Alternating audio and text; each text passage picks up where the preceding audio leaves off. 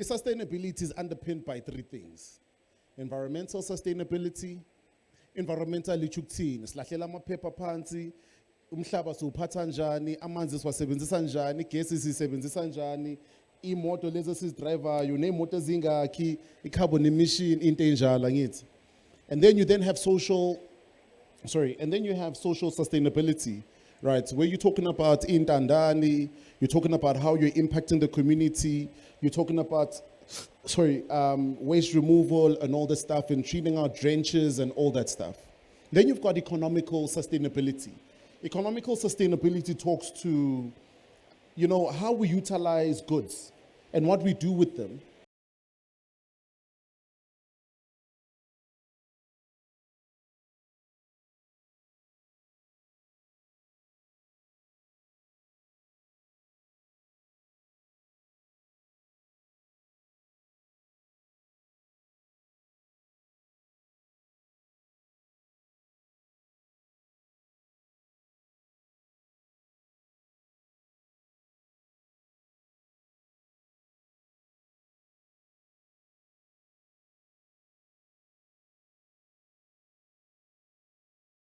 So esikhathini esiningi, Sbu spoke about it earlier on. So kubona amajita emalokishini bapusha amatroli and umuntu onjalo uyanyatseka ngithi.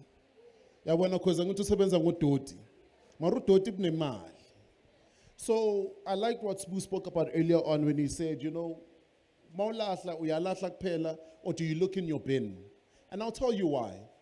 Because how many people have heard the saying, one man's trash is another man's treasure?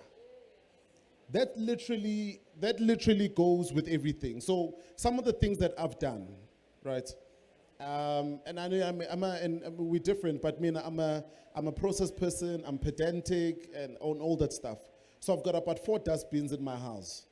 Because lama kula ya durang tenge lama ngani, yabo. And yazi ngenzani. So close to my house, khona indawo laba recycle khona insimbi, ama box nama bodlela, yabo. Into engayimali sharp insimbi, but I'm collecting insimbi. You understand? But whenever I get some stuff, electronic items, insimbi ngizilahlela ngada.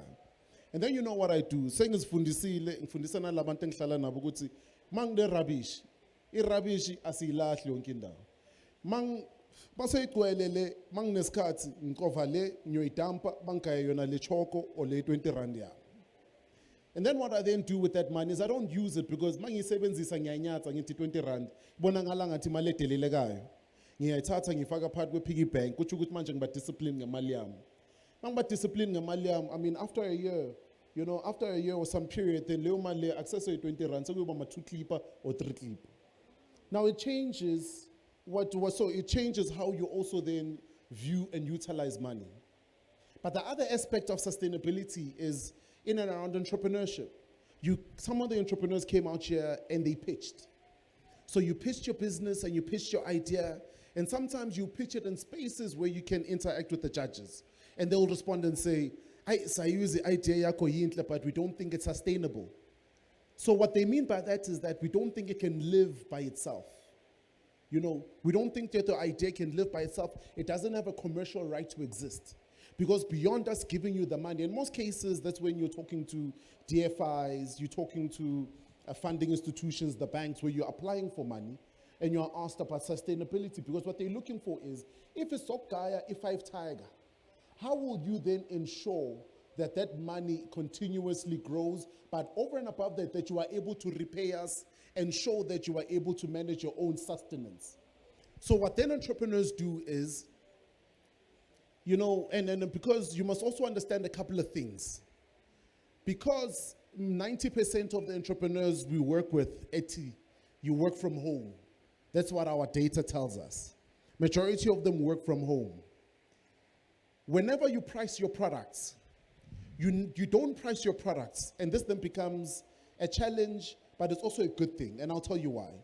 You don't price your product and factor rent in mind. Because of where you are becomes a competitive advantage because you are cheaper, right? But it then doesn't become sustainable for long-term growth. Because whenever you want to scale and grow, it then impacts your pricing because you price good enough to get them in, but you're not priced good enough to grow. So those are the factors that we must always be attentive to. So then you ask an entrepreneur, so what do you really need to grow your business and scale it and move to the next level? You know what most of them say? No man, Yasmin I'm fit manga totally clipper. So not clipper man, sorry. Yasmin I'm fit manga totally 10,000. Ngai shale business. It's okay, I can't stress. What you gonna do with the 10,000? Yazim zochunan. I'm gonna go, nyo stalker. Manke tuk stalker ngizvayise izinto, bas brand, bas enzeni, bese ngihambe ngiyothengisa. It sounds like a good thing, but you have omitted so many things that you needed to be accountable for. Which is what? The rent. But someone says, no, no, you must factor it in even though you don't pay it. You know what that then does? It then cautions you and makes you a more accountable entrepreneur and then helps you. So what you do with that is that you start to automate the scalability of your business. What do I mean by that? Is that you start to preset in your head that there are things that you are accountable and there are things that you should be responsible for. And then from a pricing perspective, even when you get bigger opportunities, you are able to factor those opportunities into your growth plans. But I'll encourage you now. We've had so many calamities. I mean, like as you walk around anywhere, there's rubbish, trash is been thrown around. Khona amanye amajariti anemoto zakudala ezensi, anemoto zakudala sihleze emalokishini. Uthi uvaya emakhoneni intwana lamajita amatayere amanye amatayere bayawadampa bayawalahlela kwezinye indawo. But at the very same time, you've got an ecosystem right here of entrepreneurs. So entrepreneurs are motivated by two things, incentivized by two things. How is it going to make me money? How is it going to save me money? Am I wrong? Because, especially small business, because you don't have the time for things that don't make you money, and you don't have the time for things that don't save you money, right? But you need to then start to also, as an entrepreneur, get a full-on understanding of where the world is and where things are moving. You hear a lot of conversation around you hear a lot of conversation around the climate and the impact to the climate. I mean, how many people are aware of those conversations? Every time it messes up the ozone. You know, it talks about carbon emission. Carbon emission exhaust. The more and more cars you have that are petrol-based, it harms the ozone area, it impacts the environment. That is why it's supposed to be summer. Sometimes it's raining because the environment is impacted. But also, it means that if you are not making yourself aware to this information, you are limiting your growth as a business. What do I mean? Because the opportunities that you should be participating in, right, and brokering. So now amajita balahla amatayera nangumjita uchune izicathulo zamatayera. Nangumjita senyamsupplier izicathulo zamatayera. Nangumjita I live on a block, I don't need to collect the trash, but I can communicate with all my neighbors because I've got affinity and relationship with my neighbor. Ukuthi yazini khona idustbin enkulu negotiate nesikolo izohlala lapha. Ngicela ukuthi nina manodoti ningitshele khona amajita ekasi ngizoba gaya amachoko bayosotha lo doti bayifake lapha. Yesikhathini esithize mase igcwele ngizobiza itruck izoyilanda. Ngaleso sikhathi ngikuphi ngisemsebenzini ngishaya i9 to 5. So let's become very smart or very aware of the environment. And let's become very aware of the environment, but also become very aware, because business is about a lot of things. But sometimes what helps you to grow in a business is optimizing. Optimizing costs, optimizing expenses. So what I do in my business, and I mentioned in a couple of workshops before, is every 6 months I sit and I optimize. What does that mean? I look at two things. I optimize costs and I look at opportunity. So I then say, we buy paper. We always buy tie-pack paper in my printing company. You know, we printed anywhere between 100 to about 400,000 papers of A4. Of the 400,000 papers, for instance, 20% is waste. What do we do with it? It does bin. Then we thought but then the question was, who needs this thing?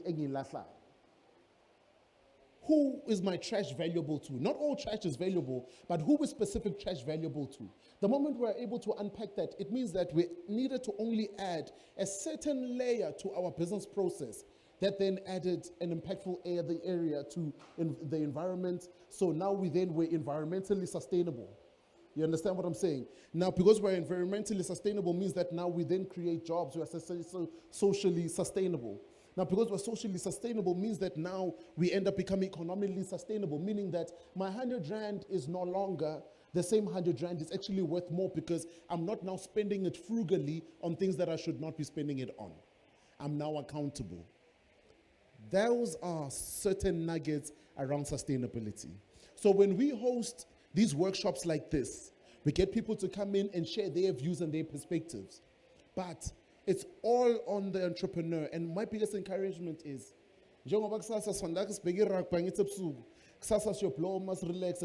Monday, just spend an hour or 2 hours. Just research around sustainability and the opportunities that are available.